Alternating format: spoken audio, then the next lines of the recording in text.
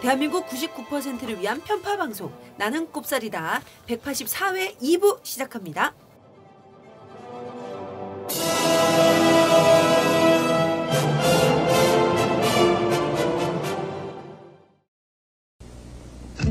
찬바람이 싸늘하게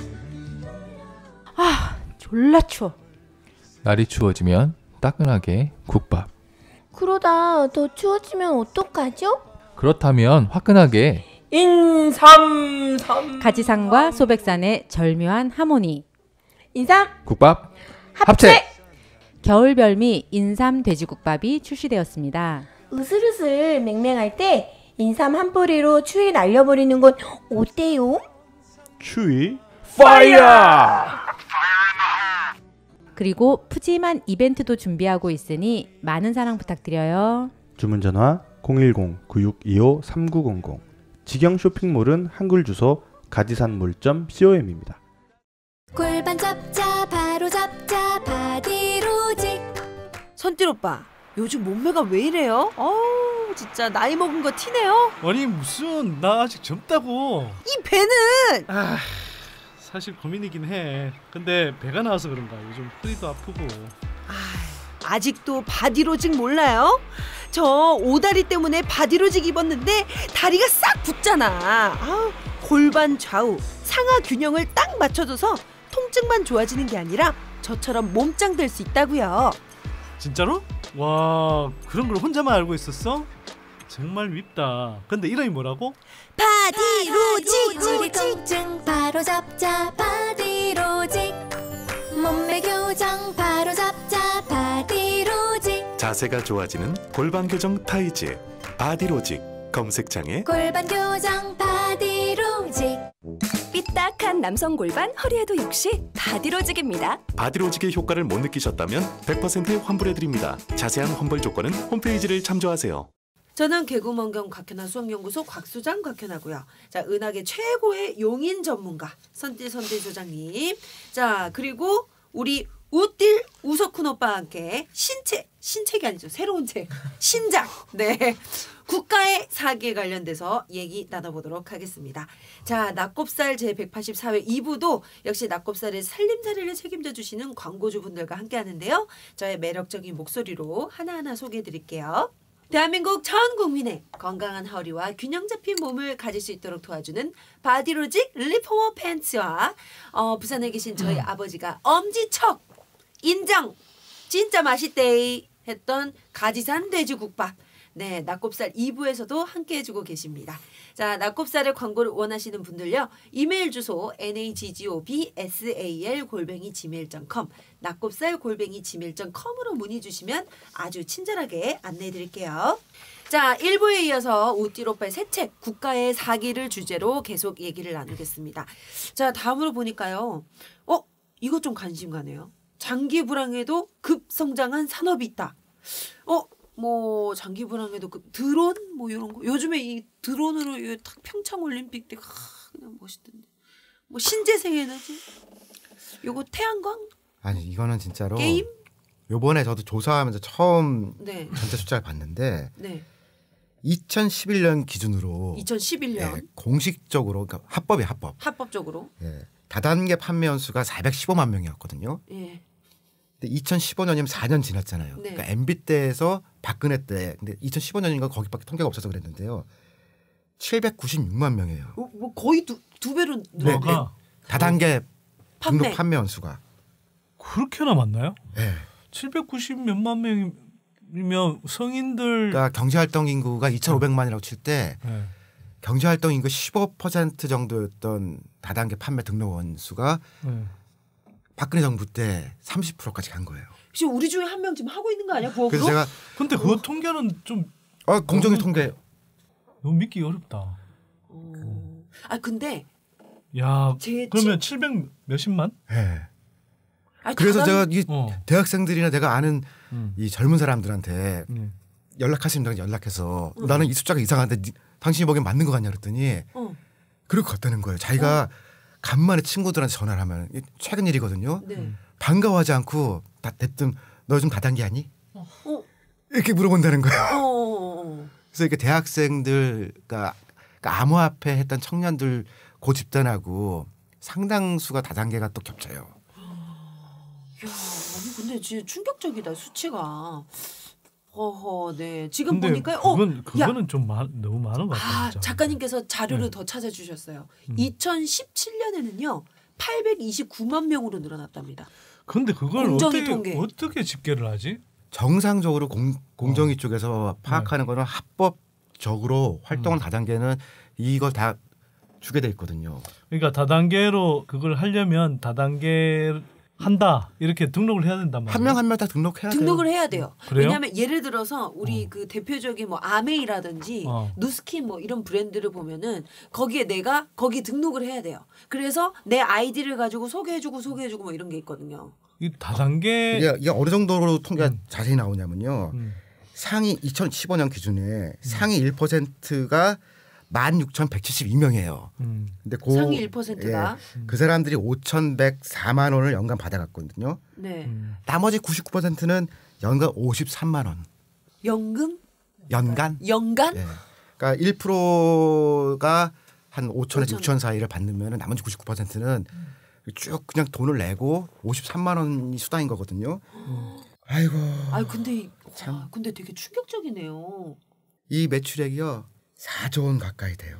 지금 이 작가님께서 찾아주신 게 아까 그 2017년도에는 829만 명으로 늘어났댔잖아요. 계속 늘고 있어요. 다단계 판매 시장 규모가 5조 1,306억 원.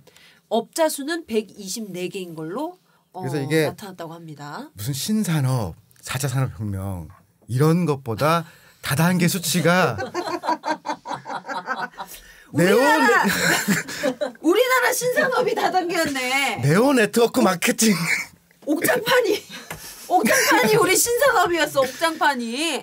그래서 제가 이게 문제라 생각한 거는 이명박 때도 이 정도는 아니었거든요. 그러니까 박근혜 정부 때 이런 거야말로 조금씩 관리하면서 사람들한테 위험도 알리고 이렇다가 돼야 되는데 경제활동의 30%가 다단계 판매로 돼 있는 나라가 이게 웃기잖아요. 근데 제 친구들 중에 이런 화장품 그런 아까 말했던 브랜드 이런 거 하는 친구들 보면 자기 직업 있으면서 동시에 하더라고요. 부업으로 뭔가를 해야 된다라는 강박이 또 있고. 그래서 그런 분들이 5조의 매출액을 만들어 주시고 53만 원 받아가신 거예요. 이 정도면은 손을 대든지 어떻게든지 정비를 해야 되는 건데 이게 이럴 때 대선이나 총선에 나오는 공약들을 그러니까 우리끼리 뭐라고 부르냐면 하이레벨 팔러스라고 불러요. 레벨이죠 일반 말로. 높은 수준의 이제 멋있고 뭐 국가는 이래야 되고 지자체는 이래야 되고 다단계 관련된 공약은 로우 레벨 팔러스라고 하거든요. 굉장히 낮은 수준이지만 중요한 것들. 근데 이런 거는 이제 아까 말한 800만 명이 다단계 판매원이잖아요. 다단계 우리가 정책을 손을 봐서 정비를 하겠다 그러면 표가 떨어져요. 아 그렇겠네. 800만 명인데. 이 로우 레벨 팔러스는 분명히 저걸 손을 대면 사람들한테 생활이 나아지지만 분명히 확실히 800만 명 표가 떨어지잖아요. 선거 때 할 수가 없는 거예요. 그래서 그러면 또 이렇게 질문하시는 분이 있을 것 같아요. 아니 그래서 이게 국가의 사기와 무슨 관련이 있느냐? 국가에서 다단계 하려고 장려했던 것이냐? 장려했죠. 실제로 쫀쫀한 얘기인데 네. 이 경제 관료들이 이제 퇴임하고 가는 무슨 뭐 금감원 비슷한 내지는 뭐 그런 그쵸. 무슨 공기업 뭐 이런 같은 뭔가 굉장히 멋있는 데들이 있는 반면에 네. 좀 하이직급들 있잖아요. 하이직급들은 그런 데 못 가거든요. 그런 분들이 이 다단계 관리하는 쪽에 많이 가게 됐다라고 생각을 하는 거예요. 아 그래요? 그래서 이거는 우리 이 실무자들이 가는 데니까 이거 너무 쪼이면은 안 돼. 그러니까 프로야구 용어를 써서 공무원들 세계에서 팜이라는 용어를 쓰거든요. 네. 일본 말로 해야 되는데. 일본 말 좋아해요. 이게 아니 알아듣기 쉬운 일본 말. 아까 뭐 분빠이도 했는데. 분빠이 했잖아요. 나발이라고 하잖아요.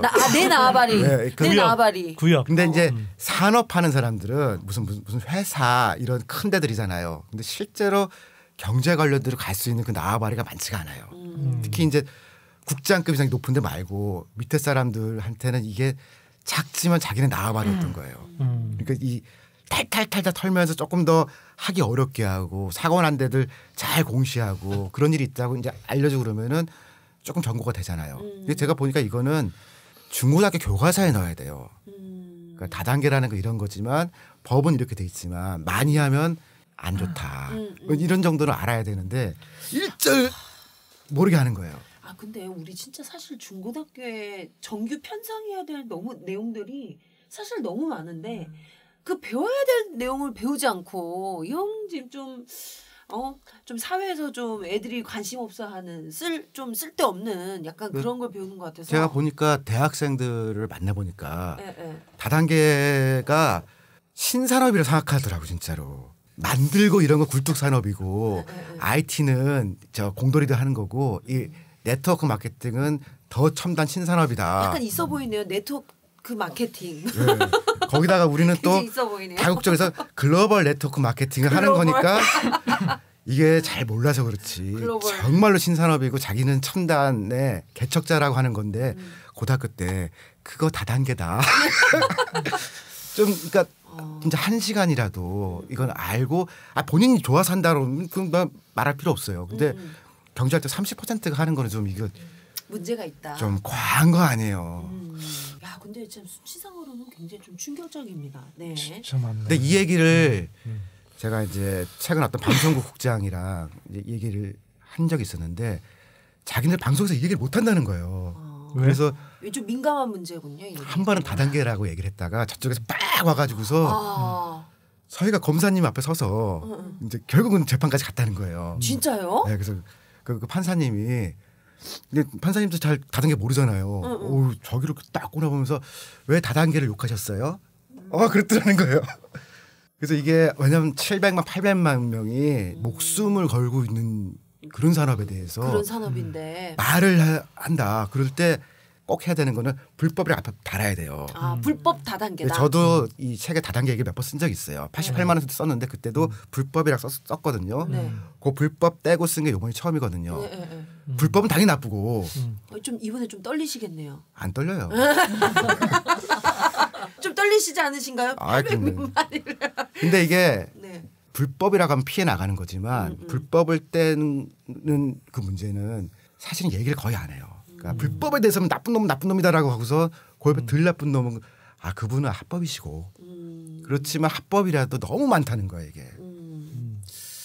수치상으로 이렇게 많이 지금 돼 있다라는 건 조금 우리가 생각을 해봐야 될 문제인 것 같긴 해요. 그러니까 가이드라인까지는 아니더라도 환기시킨다고 얘기를 하고 조금 대중들한테 이건 이렇다라고 물론 공정위에서 가끔 이제 분기별에 한 번씩 통계를 내고 그렇게 알려는 주는데 그야말로 경제 단신 스트레이트로 가죠. 참 또 예민한 문제들이 또 이렇게 또 곳곳에 있네요. 자, 이런 게 있네요. 신용 계급 사회 이건 안 된다. 근데요. 근데 카드나 뭐 대출 이런 거 잘 이제 빌렸다가 잘 갚아서 쓰고 이러면은 신용 등급 높아서 나중에 또 혜택 받고 이율 좀 이렇게 아주 낮게 해가지고 또 빌릴 수 있고. 근데 또 돈 잘 못 갚는 사람 당연히 페널티 받고 이게 나쁜 건가요? 두 가지가 있는데요. 네네. 그전 유승민 대선 후보 나왔을 때 따님이 좀 돈이 많아가지고서 좀 논란이 됐었죠. 세뱃돈 엄청 받았더라고요. 그 보니까 부모가 주는 거랑 친척까지 다 해서 대학생 혹은 20대면은 1억 2천까지를 합법적으로 증여할 수 있어요. 세뱃돈 같은 걸로 생각을 하는군요. 네, 근데 약간 좀 기준이 복잡해요. 용돈. 그래서 뭐 10대까지는 2천만 원, 20대까지 또 2천만 원, 그다음에 성인이 되면 30대부터는 5천만 원인데 또 친척도 좀 줄 수 있고 그러니까 뭐 1억 얼마까지는 받을 수 있거든요. 그렇게 해서 받은 대학생이 있고 아무것도 없이 우리 대부분 그냥 아무것도 없이 대학을 나왔죠. 그럼 그 두 사람이 어떤 삶을 살아갈까 같아야 되는 게 맞잖아요. 근데 이게 나도 지금 너무 어려운 용어를 아니에요. 또 그 친숙한 은어로 2016년에 이게 또 민주당이 아니에요. 국회 새누리당 간산 유이동 의원이 질의를 했거든요. 너무 어렵더라고요. 국내 씬 파일러의 현황을 알려달라고. 그 뭐예요? 씬은 얇은 거 아니에요. 파일은 펼쳐진 파일 아니에요. 씬 파일러 이게 사람에 관한 건데 네. 씬이는 짧은 거 아니에요. 네. 금융거래가 별로 없어서 정보가 없는 사람은 씬 파일러라고 부르더라고요. 행정 용어예요. thin 그러니까 네. 얇다라는 뜻이죠. 네. thin 파일러. 씬 파일러에 현황화 돼서 알려달라. 그랬더니 그때 나온 게 그러니까 기준은 그거예요. 지난 2년 내 신용카드 사용 실적이 없고 네. 3년 새 대출 경험이 없는 사람인데 1,000만 명이에요 우리나라에. 1,000만 명이나 돼요? 신파일러? 예, 이게 60세 이상이 300만 명이고요. 네. 20에서 29세 그 청년들이 294만 명이에요. 근데 여기에 대해서 정확하게 아무도 답변을 할 수 없는데 이 중에 10대들이 들어가 있는 거예요. 10대가요? 네. 그런데 이 신용 정보를 만들고 그런 회사들이 정부 기관이 아니거든요. 그래서 이제 우리의 이 파일이라는 건 언제 생기느냐. 그러니까 지금 현황을 알아보니까 보통은 핸드폰 만드는 날 자기 주민등록번호가 노출이 되니까 그날부터 금융정보를 갖는 거예요. 그러니까 공문을 보내서 가입 정보를 얻거나 그렇게는 민간이라 살 수가 없지만 공식적으로 이제 주민등록 떴다. 그럼 그다음에 애들한테 이제 이 설날 세뱃돈 주느라고 통장을 만들어줬다. 그러면서 어떻게 노출이 됐다. 근데 대개 이제 주민등록 그러니까 핸드폰 만들어주는 날 초등학생들이 이제 시작되거든요. 그렇죠. 그때부터 이제 들여다 보는 거예요. 이제 얘 정보를 보는군요. 유승민 따님 같은 경우는 돈이 꼬박꼬박 들어가잖아요. 그 금융 정보로 이렇게 들어가는 거예요. 그러니까 헤비 파일러죠. 그렇죠. 씬이 아니죠. 네. Very heavy. 이 사람은 아주 too much. 아니 근데 thin의 반대말은 thick 아니야? thick? 그러네. 못 알아듣는데 하여간 그렇게 되는 거고 보통의 중산층 부모들은 자녀들 헷갈려 두잖아요. 그러면은 이제 애가 자기 이제 금융거래를 이제 시작하려고 갔어요. 쪼르륵. 그랬더니 이제 보통 처음 시작하면 4에서 6등급을 준다는 거예요. 46등급이요? 4에서 6등급. 4에서 6등급. 누구는 4고 누구는 6이야. 그랬더니 많이 이렇게 1억 가까이 이게 부모께서 꽂아주신 분들은 이미 4나 그 위쪽으로 가는 거고 헷갈려둔 애들은 6부터 시작해서 조그만한 이 연체에도 이게 파일 자체 적잖아요. 그러니까 쭉쭉 내려가는 거예요. 무슨 말씀이신지 알겠어요. 기준 시작부터가 다르네요. 시작부터도 다르지만 그래도 좀 이렇게 20대 때 플러스 형태로 이렇게 금융거래를 했던 사람들은 쭉쭉 위로 올라가고 대부분의 내가 아는 그 청년들은 불쌍해서 어떻게 7, 8등급은 금방 내려가는 거예요. 내려가는 건 너무 쉬운 일이겠네요. 그 친구들한테는. 이럼 이거 어떻게 됐냐. 그리고 특히 민법상 성년은 19세거든요. 네. 그 밑에 자료를 수집을 해서 들여다본다라는 게 좋은 거냐. 이건 너무 불공평하잖아요. 그러니까요. 그거는 쉽죠. 이거는 성년이 아니면은 이 씬파일 등 파일 자체를 못하게 하고 그다음에 몇 가지 조치를 좀 취해야 되는데 그렇지 않고 지금 이대로 두면요.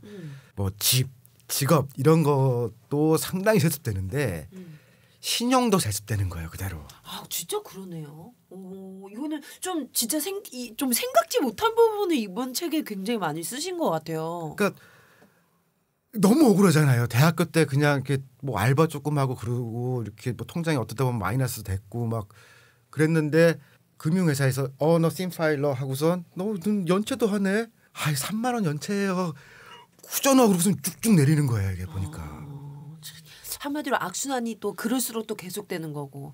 그 SNS에 정유라가 그렇게 적었잖아요. 니네 부모를 원망해. 돈도 실력이야.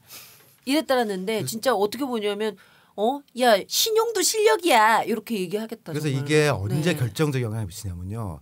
한 30대 초중반이 돼서 자기가 이제 뭐 집을 사진 않더라도 어떻게 해서 전세 자금을 좀 빌릴 수 있게 됐잖아요. 네. 이제 그럼 빌려주기는 하는데 그때 이자율의 차이가 나요. 그렇겠네. 그리고 더 밑으로 가 있으면은 너는 은행 안 돼. 처음부터 이 금융권으로 돌아야 되는 거예요. 그러면 또 계속 그 월세를 내고 이런 식으로 좀 자기의 또 목돈을 마련하는 건 굉장히 또 요원한 일이 되고 참. 그런데 금융권에서 이제 분석하시는 분들이 네. 잘 살아요. 일반적으로.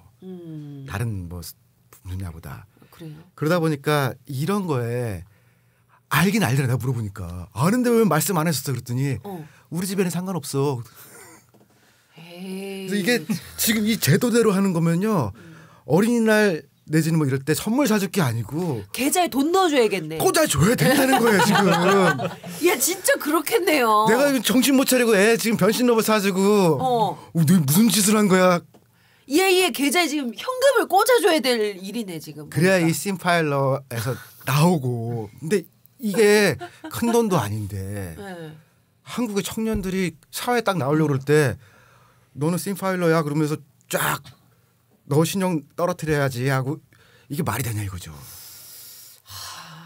참 생각하면 생각할수록 없는 사람들한테 더 가혹하다라는. 이게 조금 더 공적인 네. 역할을 부여를 하고 불법은 아닌데 지금도 아니 19살 미친데 무슨 금융을 한다고 그거를 그래 그런 아이들 모아서 다 그 정보를 또 취합해가지고 이제 신파일러에. 네, 그다음에 이제 뭐 심상정이나 여러 사람들이 네.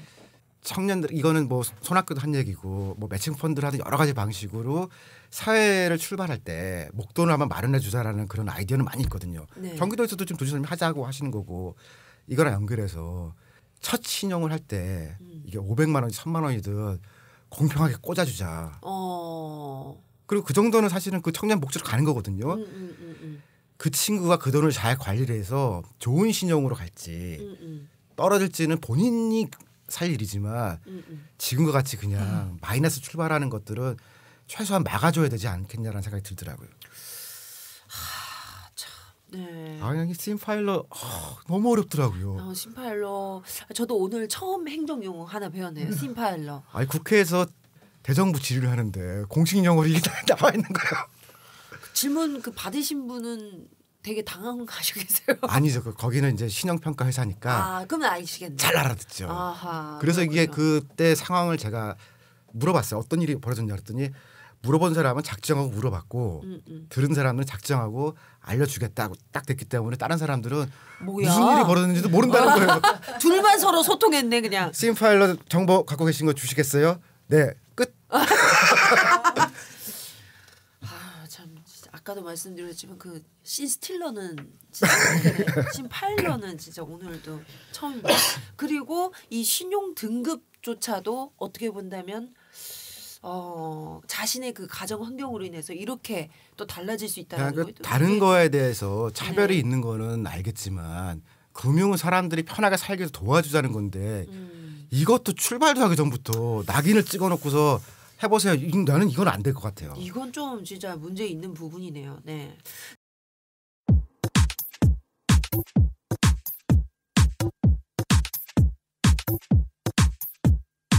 지금 여러분께서는 대한민국 99%를 위한 편파 방송 나는 꼽사리다와 함께하고 계십니다. 팟캐스트 포털 팟빵에서 나는 꼽사리다 시즌3 채널로 만나세요.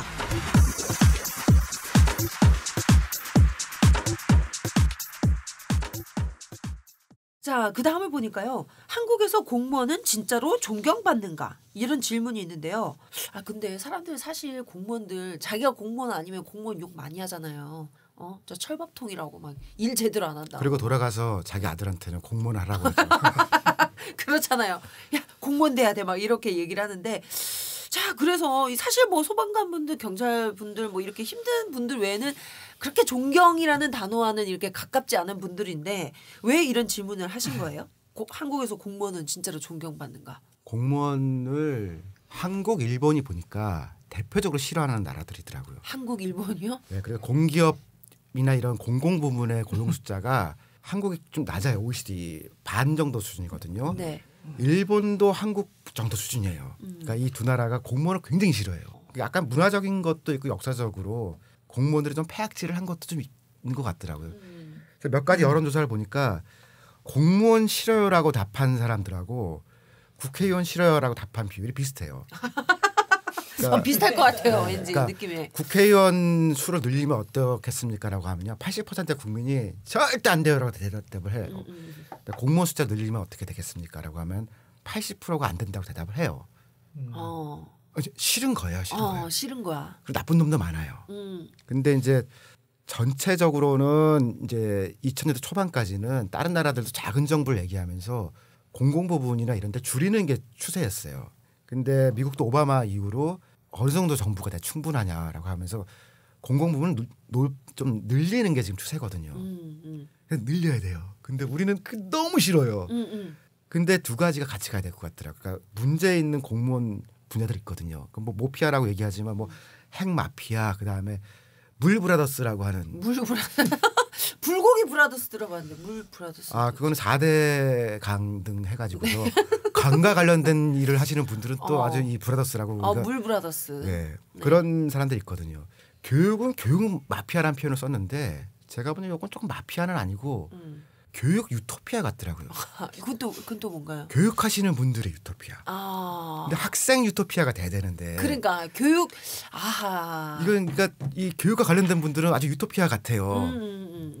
그러니까 이런 분야의 클랜 현상이라고 제가 표현을 했는데 무슨 현상? 클랜 현상이라. 오늘 좀 어려운 용어 많이 쓰시네요. 부족. 비밀 집단.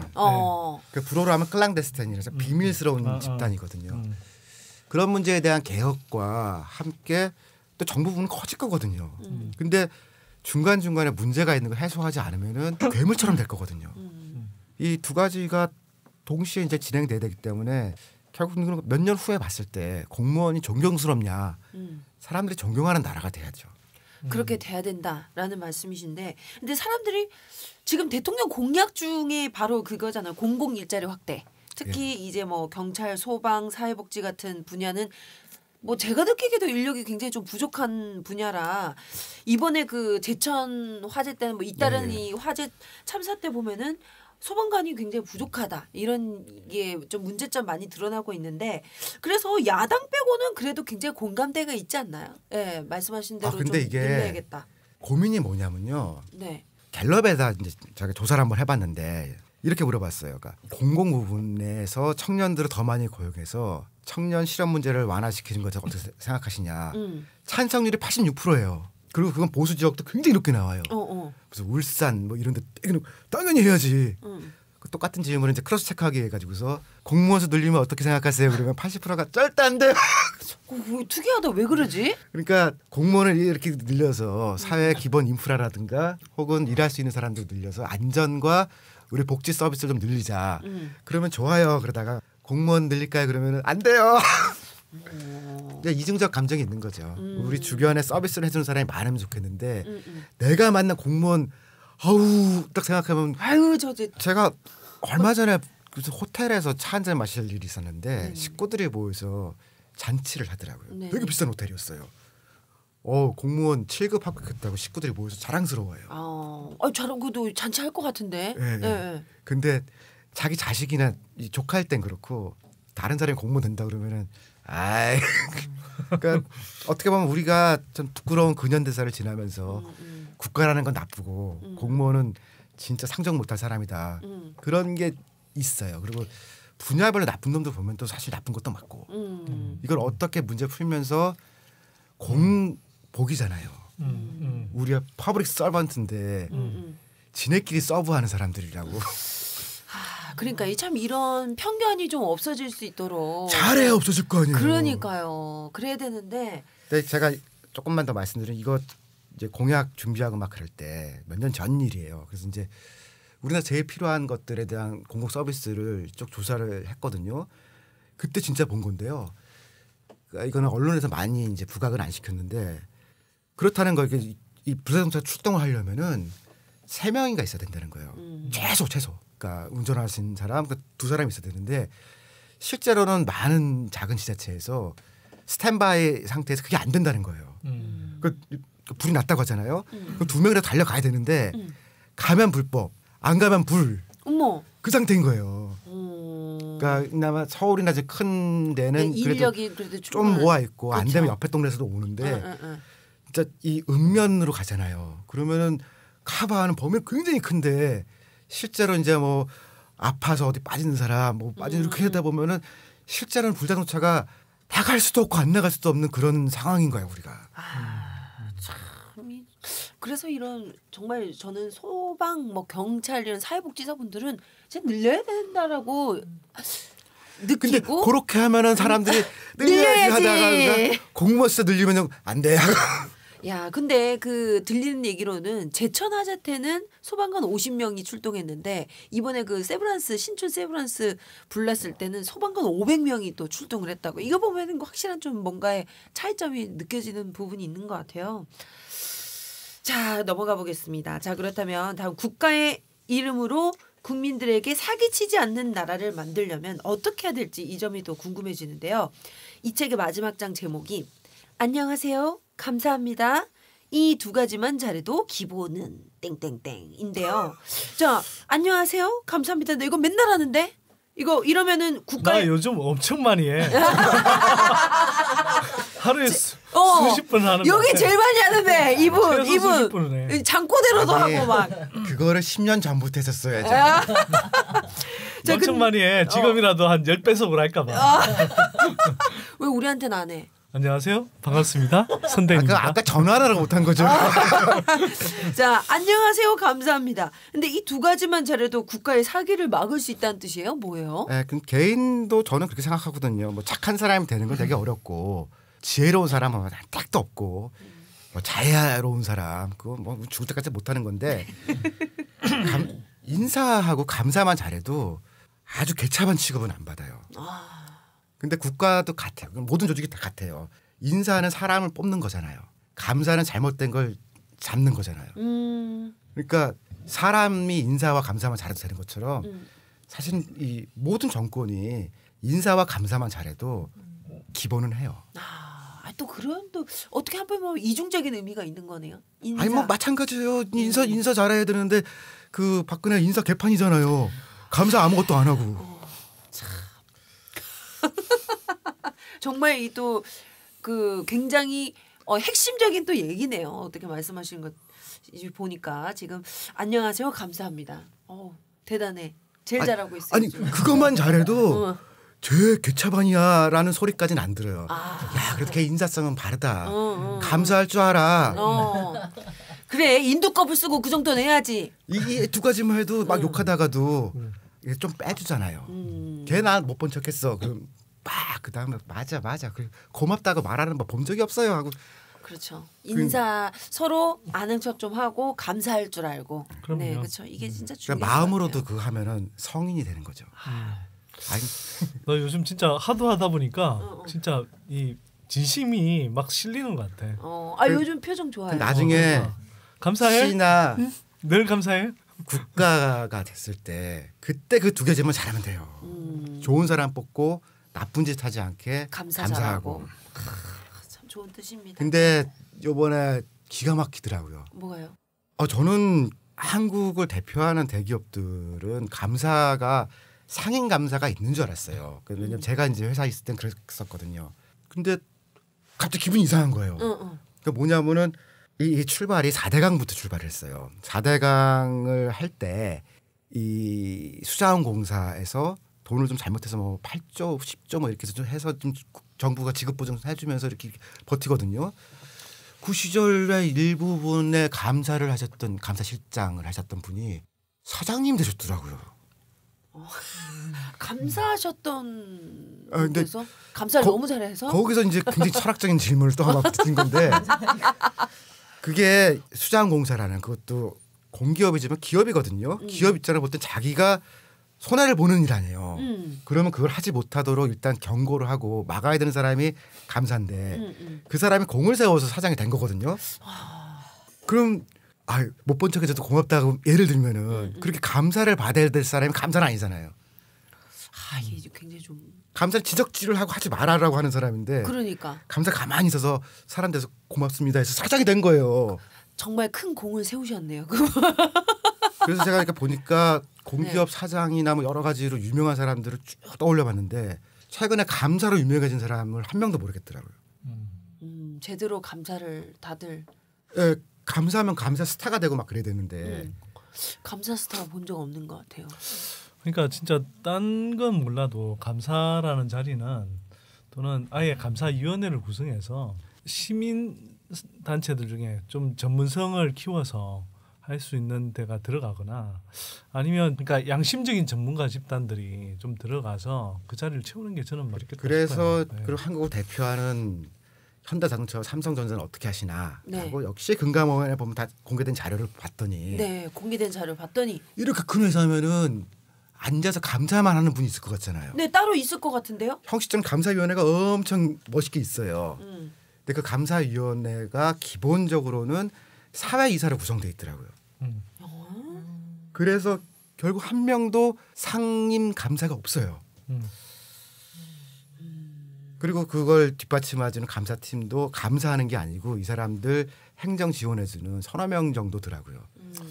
그 감사위원회는 진짜 회장님한테 감사만 하나 보다. 그러다 보니까 이 큰 회사에서 문제가 생겼을 때 내부에서 그러니까 정부도 잘못하면 그래도 정부로 상임 감사가 있어서 공을 세울 감사가 있는데 그 민간 회사에서는 그런 것 자체가 없는 거예요. 그래서 이제 국회에 있는 사람들한테 내가 이제 본 건 이런데 내가 본 말이 맞냐라고 물어봤거든요. 근데 자기네 얼마 전에 와 있는 서류 때문에 되게 골치 아프다고 호주나 외국에 있는 우리나라 일테면 무슨 펀드 같은 거 있잖아요. 그 연금 뭐 펀드 이런 것들이 한국에 들어오고 싶은데 한국 기업들이 자기네 기준으로는 내부 감사가 없기 때문에 투자할 수가 없다는 거예요.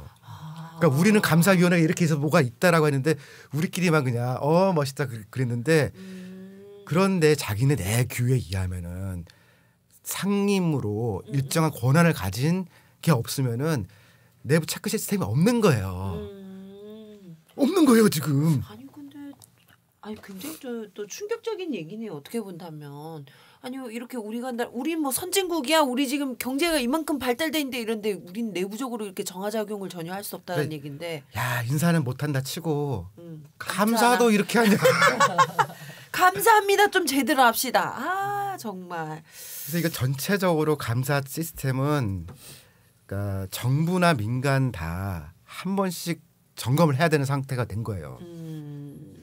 근데 사실 이 감사 제도가 제대로 다 발동되지 못해서 지금 뭐 503호 그리고 지금 뭐 MB의 지금 문제들 여러 가지 지금 나타나고 있는 거잖아요. 근데 이런 게 좀 제도적으로 뭔가 좀 바뀌어야지 다시 또 이런 일이 생기지 않으면 뭐 사람만 믿을 수는 없는 거고 제도를 뭔가 좀 바꿔야 되지 않을까요? 손길 오빠는 어떻게 생각하시나요? 아니면 두 분 다 좀 얘기를 해주신다면. 아니 바꾸려면은 네. 이건 뭐 외국에서 하는 방식도 있고 여기 조금 더 강화시켜 가지고서 예를 들면 감사한테 CEO 해임권을 주면 돼요. 그래서 물론 또 그렇게 하더라도 다시 뽑을 거 아니에요. 네. 뽑을 때 뽑더라도 내가 저 사장을 날릴 수 있는 권한이 있다. 확 하면은 눈치 볼 거 아니에요. 엄청 보겠죠. 그다음에 이제 그 이미 다른 우리 사회의 다른 분야에 쓰는 게 예를 들면 이제 아동 폭행이 있었다. 그러면 아동 폭행이 있었다. 야동인 줄 알고 깜짝 아이를 때렸다. 네. 그러면은 그거를 이제 보게 된 교사나 의사 선생님 진찰하신 경우에는 고발하게 돼 있어요. 예. 의무 고발하게 돼 있거든요. 예. 그럼 감사한테 마찬가지 권한을 주면 돼요. 네가 일을 하다가 불법을 봤다. 그럼 고발을 해야 돼요. 고발하지 않으면 너의 책임이다. 예, 근데 이게 경제 범죄가 물론 아동 폭력도 굉장히 있으면 안 되는 일이지만 그렇죠. 수조 원, 수십조 원이 움직이는 그런 경제 범죄, 인텔리 범죄가 경미한 거냐.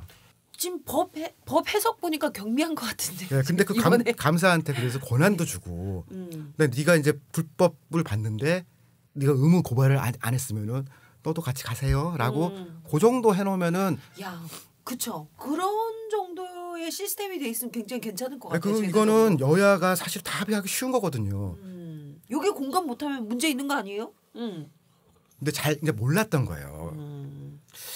야, 이거는 좀 이 감사 시스템 이렇게 좀 빈 구멍이었다라는 게 빈 구멍? 구멍이었다라는 제가 게 너무 안타까웠던 거는 감사위원회를 만들고 사회이사제를 도입한 게 IMF 때 경제위기가 생겼으니까 기업 때문에 망하게 됐으니까 너네 감시하고 투명하게 하자고 제도를 만든 거거든요. 그때 사회이사 제도랑 감사위원회 제도를 결합을 시켜가지고서 밖에 있는 분이 그냥 겸임하시는 거예요. 그래서 문구상으로는 맞췄는데 보여주기 오히려 그때는 상행 감사가 있으니까 잘못되면은 네가 감옥 가라라고. 근데 그 이후에 오히려 더 허당이 된 거예요 지금. 참 이 국가의 사기 이 제목대로 정말 사기치는 게 지금 한두 개가 아닌 것 같은데. 그러니까 감사만 잘해도 우리가 알고 있는 문제 3분의 2 정도는 줄 것 같아요. 진짜 그럴 것 같아요. 제가 생각해도. 우리가 일일이 쫓아다니면서 하나하나 보기 어려우니까 감사를 두자라고 한 건데 감사가 없어요 지금. 씁쓸합니다. 네. 촛불은 들었는데 정말로 이 우리나라가 제대로 바뀌기 위해서는 이제 이 감사합니다를 좀 제대로 해야 될 것 같다라는 생각이 드네요. 자, 이 책 마지막 꼭지 제목이 이렇습니다. 침묵이 깊어지면 사기꾼들이 돌아온다. 야, 이거 굉장히 의미심장한 얘기인데요. 저 오늘 방송 마무리 차원에서 이 말이 가지는 의미를 좀 풀어주세요. 나의 침묵이 깊어지면 사기꾼들이 돌아오는 거지. 님의 침묵 느낌 드는데. 남의 침묵이야. 근데 그런 생각 들었어요. 그 촛불 집회 때 굉장히 추웠거든요. 너무 저는 애 데리고 잠깐씩 나갔다 와서 본 집회는 못 있고 구경만 하다 왔는데 너무 춥더라고 진짜. 근데 그때 사람들이 얘기를 많이 했거든요. 조금 좋아질 수 있게 됐어요. 근데 잘 되겠지 하고 가만히 있으면은 그 침묵을 바라는 사람들이 일단 감사하기 싫은 사람들 이런 사람들이 침묵을 제일 좋아하거든요. 그래서 말을 어렵게 해요.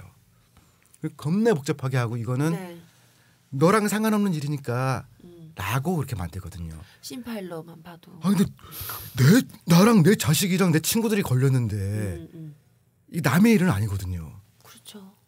그리고 한 명씩 당하게 돼 있어요. 그 얘기를 많이 해야 된다라고 생각이 들었죠. 우리가 많이 얘기하고 또 많이 이렇게 다 까발리고 좀 또 공유하고 이래야지 뭔가 바뀔 수 있는 문제인데 그렇죠? 이거 하면서 감정적으로 제일 힘들었던 건 그거예요. 그 샘파일러를 제가 뒤질 만큼 뒤졌거든요. 정말 아무것도 안 하고 평범하게 그냥 부모 말씀 잘 듣고 대학교에서 알바 조금 하면서 졸업을 해서 나 이제 사회 출발할 거야. 그랬더니 너는 샘파일러야. 야 이게 뭐냐 싶더라고요. 너는 신용 등급이 이미 이렇게 정해져 있어. 아 참 굉장히 좀 슬픈 얘기네요. 네. 자, 아니 처음에 하셨다는 얘기가 무슨 뜻인가 했는데 방송을 또 끝마치고 나니까 앞으로 이제 촛불이 그때 재작년 겨울 때 들었던 우리 촛불이 그때로 끝날 게 아니라 지금 앞으로 계속돼야 되겠다라는 생각, 좀 앞으로 우리가 또 침묵하지 말아야 되겠다는 생각이 듭니다. 저희 아빠 선대인과 뜻을 같이 하는 몇 분이 힘을 모아 서민들을 위한 주거 정보 앱 집코치를 만들었습니다. 자신에게 맞는 집을 찾을 때 이젠 집코치와 상의하세요. 구글 플레이 스토어에서 집코치로 검색해 다운받을 수 있습니다. 우와! 자, 나는 꼽살이다 184회. 오늘은 오래간만에 낙곱살을 찾아주신 웃딜 우석훈 오빠의 신간입니다. 국가의 사기를 놓고 국가는 어떤 식으로 우리들에게 사기를 쳐왔는지, 이런 사기가 다시 일어나지 않으려면 무엇이 필요한지 이야기를 나눠봤습니다. 자, 사실 촛불혁명으로 503호를 탄핵을 하고 정부를 바꿨을 때 많은 게 좀 바뀌지 않을까? 우리가 지금 이렇게 기대를 많이 하고 우리인이 하고 싶은 거 다 해, 우리인이가 다 해줄 거야, 이렇게 우리가 기대를 하고 있는데, 근데 요즘 최근에 일어난 일들을 보면 이 국가가 대통령 한 분 바뀐다고 이게 해결될 일이 아니다라는 생각도 좀 들더라고요. 이 나라에서 온갖 기득권을 다 잡고 군림해온 여러 집단들 여전히 건재하고요. 참 미래는 이 참 너무 핑크빛 미래를 일찍 꿈꾸면 안 되겠다는 생각이 듭니다. 침묵이 깊어지면 사기꾼들이 돌아온다는 말 다시 한번 여러분 되새겨 주시고요. 정말 착한 정부가 알아서 다 잘해줄 거야 라고만 생각하지 말고 우리들을 호시탐탐 노리고 있는 사기꾼들을 더욱더 맨눈으로 주시하겠습니다.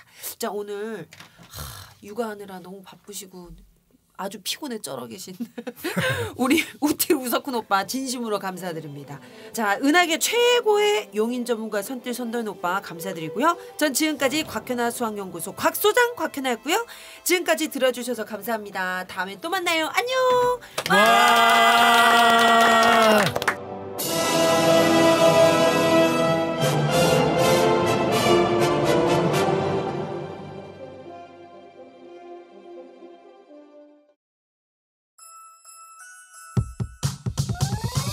이번 방송 괜찮았나요? 작별의 여운 이렇게 표시해 주세요. 다운로드하기, 댓글 달기, 구독하기, 별점 주기. 더 좋은 방송 만들어 달라는 약속, 이렇게 응원해 주세요. 다운로드하기, 댓글 달기, 구독하기, 별점 주기. 기억하셨죠? 다운로드하기, 댓글 달기, 구독하기, 별점 주기.